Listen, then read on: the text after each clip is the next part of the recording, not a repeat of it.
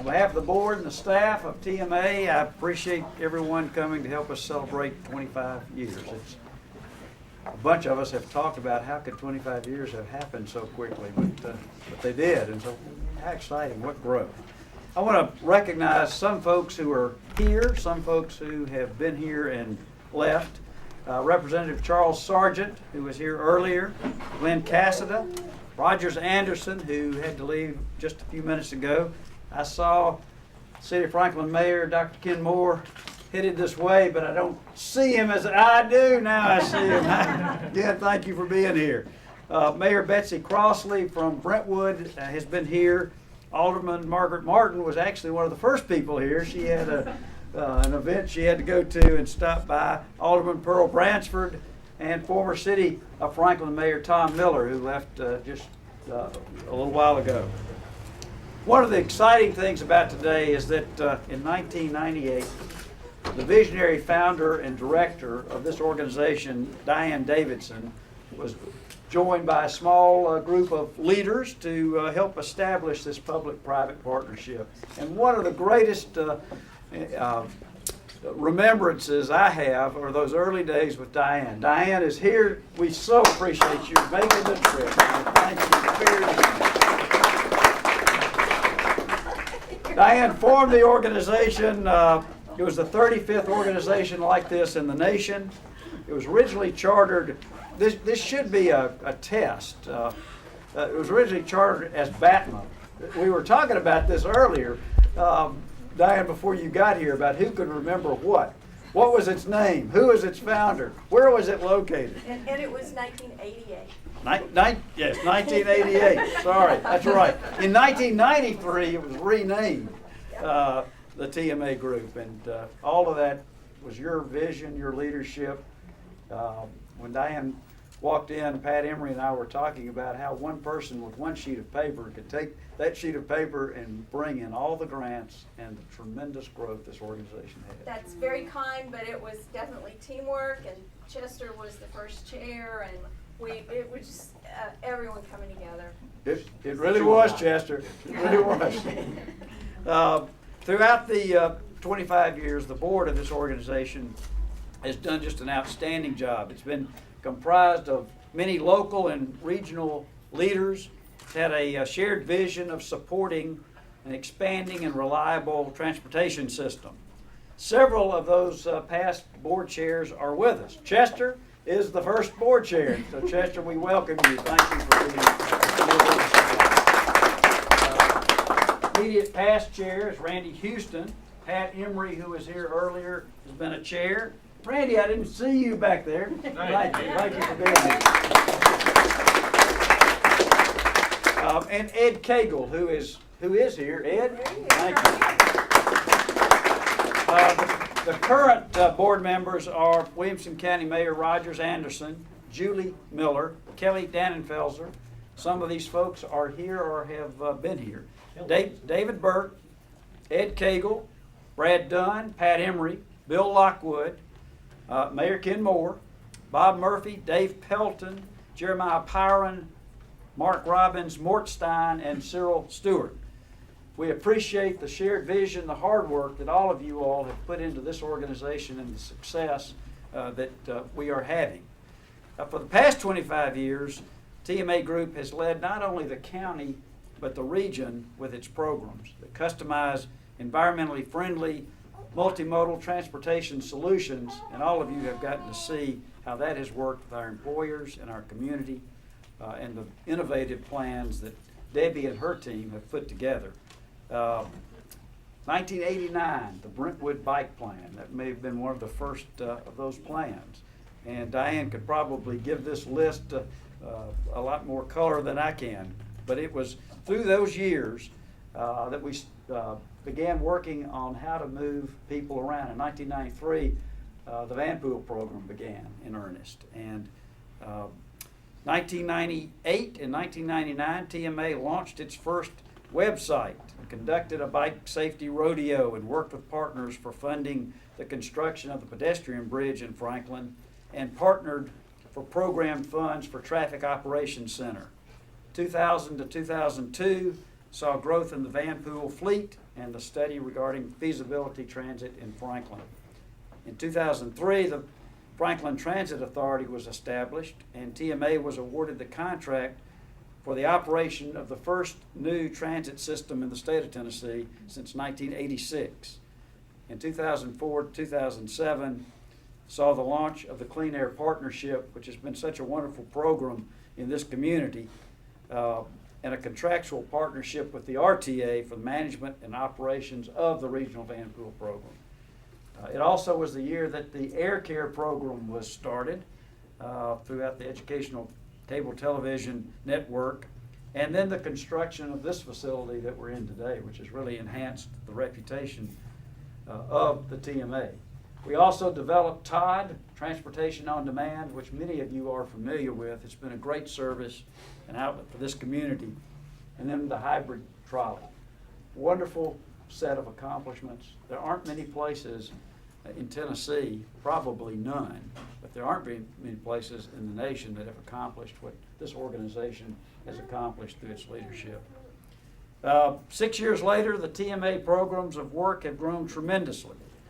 Our regional van pool program, in partnership with RTA and the county, serves a 15-county area in Middle Tennessee.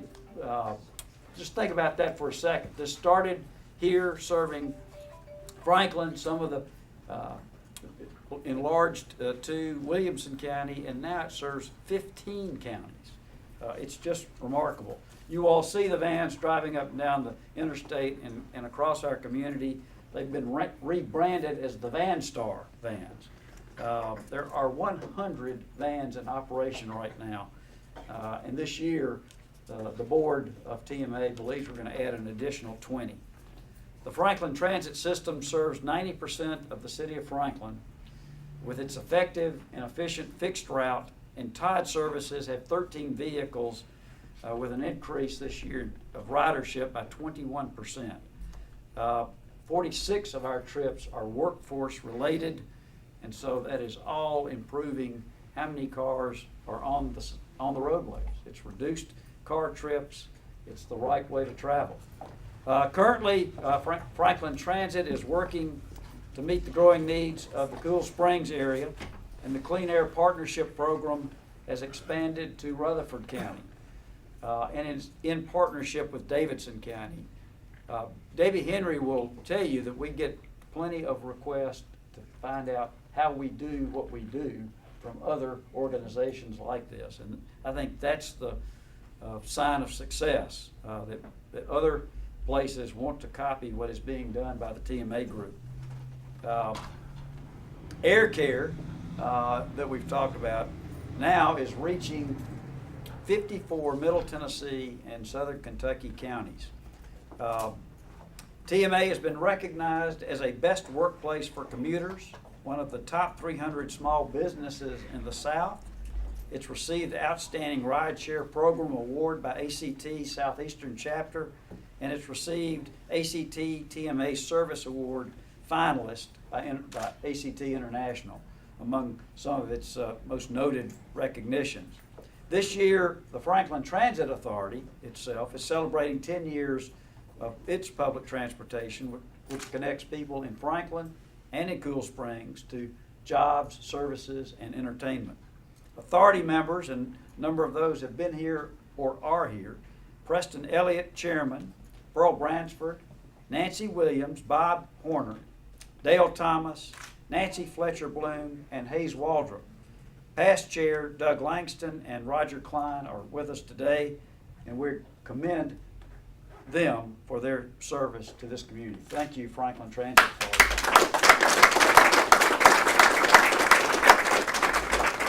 Well, what's made us work is the leadership of TMA. Diane Davidson, Diane Thorne, who's here with us and is an integral part of the TMA group. Diane, step out here so people can see you. And our current director, Debbie Henry. These three leaders of this program have done an absolutely remarkable job. Hats off to the three of you all. Thank you.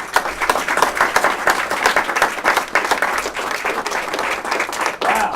Now that's a great picture. That is a great picture.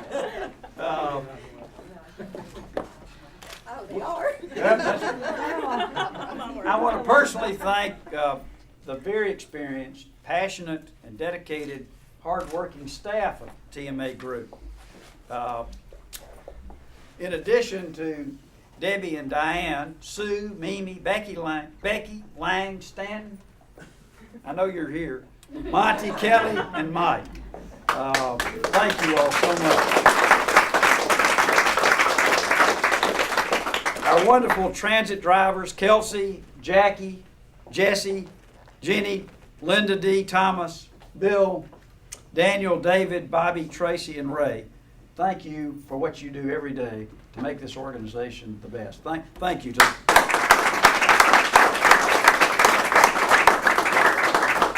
Additionally, Billy Higgins was an integral part in TMA's early years. She's with us today. Thank you so much.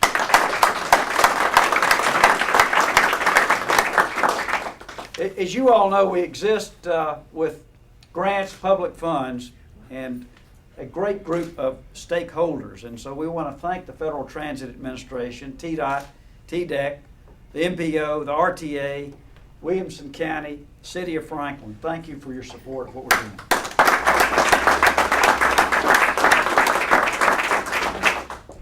In closing, I'm reminded of a quote by Robert Kennedy: "The purpose of life is to contribute some way to making things better." And this organization has done exactly that. The leadership that Diane, Debbie, you all have brought, the incredible staff throughout the years, the hardworking board, the chairs that put this thing together, envisioned how it would operate, all of you have been so integral to the success of TMA. I am delighted to be part of this organization, to watch how it has improved our community, made transit better. I appreciate all of you all coming to celebrate this wonderful time with us today. Thank you very much.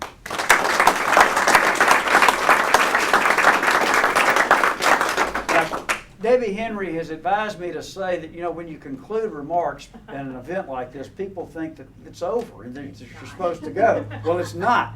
We have some wonderful food, great entertainment that we've had, and that's going to continue for the next hour or so. So please stay.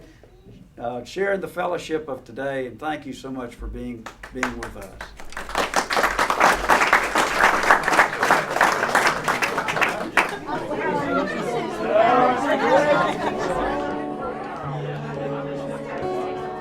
So does that mean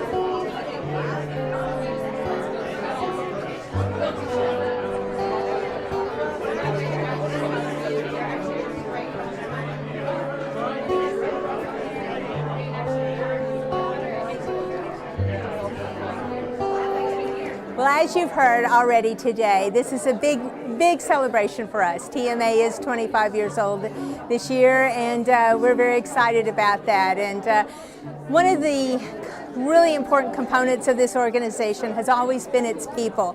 The people that are dedicated, that serve on our board of directors, who give of their time, their dedication, their commitment is amazing. One of the greatest assets this corporation has are the people that roll up their sleeves every day, walk in this door, and do the jobs that they do here for the betterment of this community and for the region. They are expertise in their field. They're very passionate about what they do, and they're the ones that really make the difference as far as the work of this organization is concerned. And hats off to them for the extraordinary job. I have the best job because I get to work with a wonderful team, and those opportunities don't come along often in a lifetime, and so I feel very blessed to be surrounded by such a dedicated group of folks and visionaries that believe in TMA's work and what we do, and are looking for ways to advance it and have an even greater impact in a very positive way, not only in Williamson County, but in our Middle Tennessee region.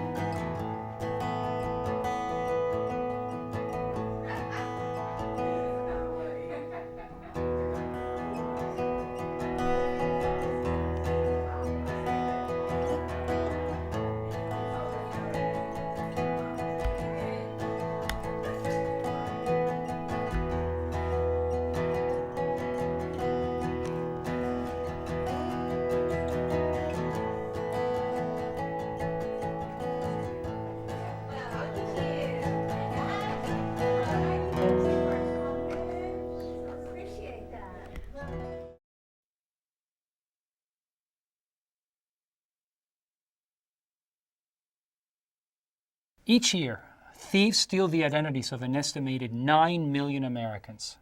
Identity thieves drain bank accounts, damage credit histories, and can even doctor medical records, putting a victim's health in danger. Identity thieves inflict harm on businesses too, leaving behind bills they have no intention of paying. I'm Pablo Zilberglade, an attorney at the Federal Trade Commission. The FTC is the nation's consumer protection agency and believes that preventing identity theft requires a holistic approach. Even when businesses protect the personal information they have on file, thieves can find ways to steal it and use it to open or access accounts. And that's why I want to tell you about a new law, the Red Flags Rule. The Red Flags Rule was put in place to help you detect fraud that might be committed on your business. Identifying the red flags of identity theft, the signs that a crook is using someone else's information, is important to your daily operations and your business's reputation. Identifying those signs will help you spot suspicious patterns if they arise and help you stop a red flag from turning into a costly episode of identity theft. This video has practical advice on how to determine whether the red flag rule applies to your business, and if it does, how you can develop a written identity theft prevention program that's appropriate to your risk. The rule applies to financial institutions and creditors.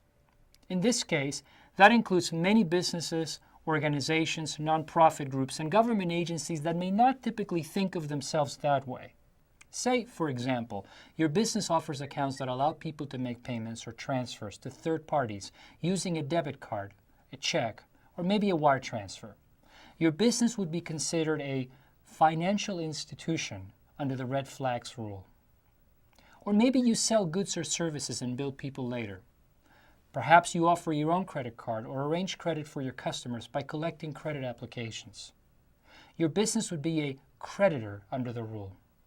But you'll be happy to know that just accepting credit cards as a form of payment doesn't make you a creditor.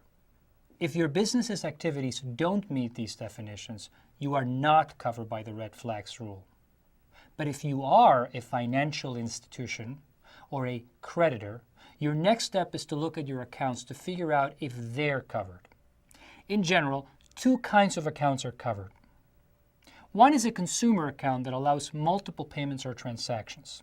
These might be credit card accounts, checking and savings accounts, mortgage or car loans, accounts related to cell phones, utilities, or medical treatment, or even student accounts with the university. This type of account is always covered. The other type of account that's covered is one that presents a reasonably foreseeable risk from identity theft. You'll need to consider accounts between businesses as well as single transaction consumer accounts, say a car dealer who helps someone finance a car. Analyze the risk. Consider how the account is opened and accessed, and whether there have been any incidents of identity theft involving an account like this. If you haven't heard of identity theft happening in your industry, or if it hasn't happened to your business, the foreseeable risk from identity theft is probably low. If you don't have any covered accounts, you don't need a written program. Just check periodically to see if you've acquired any accounts that meet the definition. That would change your responsibility under the rule. But if you do have covered accounts, the next step is to design your program. The red flags rule is about fraud detection. But one incident of identity theft does not mean you've violated the law. The point is to have reasonable processes in place to detect fraud. What if you have accounts that are covered by the rule, but your business is at a low risk for identity theft? You'll need a written program, and that's simple and straightforward to do. In fact, the FTC has a template that businesses and organizations at low risk for identity theft can use to create their program at ftc.gov/redflagsrule. Regardless of your risk, writing an identity theft prevention program involves 3 basic steps. First, identifying red flags that you might run across in your business. Second, developing a process for detecting them. Third, identifying what you'll do if you detect a red flag. Let's start with step 1. Identifying the red flags that you might run across. You may already be familiar with a few of these. For example, warnings from a credit reporting company about someone's account, notice from law enforcement that someone's been the victim of identity theft, or suspicious documents or personal identifying information or unusual account activity. Although there's no one-size-fits-all approach, consider the risk factors you might encounter in your business. The warning signs for consumer accounts may be different from those for a business account, or the red flags for account opened online or by telephone may be different from those involving face-to-face contact. Another factor to consider is whether your industry has been affected by identity theft. Have you heard about occurrences in businesses like yours from contacts in your industry, at conferences or in news reports? The bottom line here is that a red flag could signal that fraud is afoot. Moving on to step 2, detecting red flags in your day-to-day operations. For example, if you use reasonable procedures when you're verifying the identity of someone opening a new account, you already have a fraud detection process in place to incorporate into your program. Maybe it's getting a name, address, or some kind of identification number you use to check against information from other sources. If you're verifying someone's identity in person, you might check a current government-issued identification, like a driver's license. You may want to ask additional questions to verify someone's identity if you have reason to be suspicious. The rule is flexible. Your approach to detecting red flags should be based on what makes the most sense for your business. Step 3, responding to a red flag. What are you going to do about it, and how do you want your staff to handle it? You may want to monitor an account for evidence of identity theft, or you may decide to contact the customer, close their account, or recommend a change of passwords and security codes. If an account holder tells you he's a victim of identity theft, consider asking for a police report to confirm the crime before you spend time and money trying to collect on the account. Notifying law enforcement also is an option. So what's next for your program? Keeping it up to date. Identity thieves are resourceful and use new twists in their tactics all the time. The red flags rule recognizes this and requires businesses to update their plans. Your program has to be approved by your board of directors. If you don't have a board, approval is a job for your senior managers. Your program has to be run by a senior level employee as well. Of course, all employees in a position to detect red flags need to know what to do if they see a mismatch or other suspicious sign. The FTC's Red Flags Rule website has much more information about compliance at ftc.gov/redflagsrule.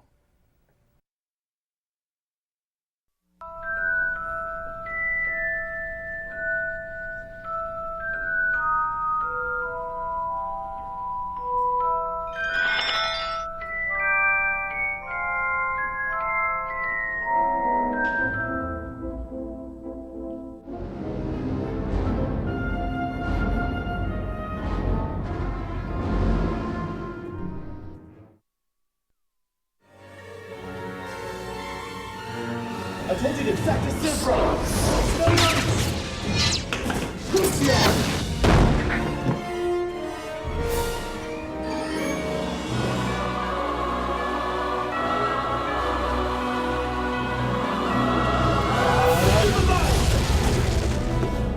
Impedimenta Gario Maviosa!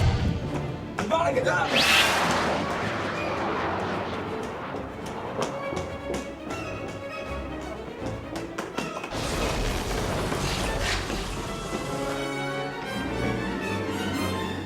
Dude, you need to stop littering.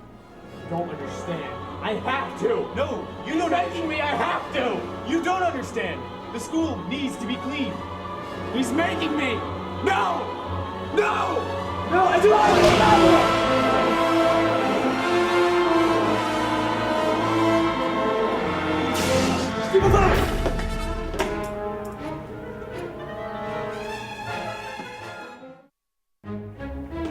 Get up.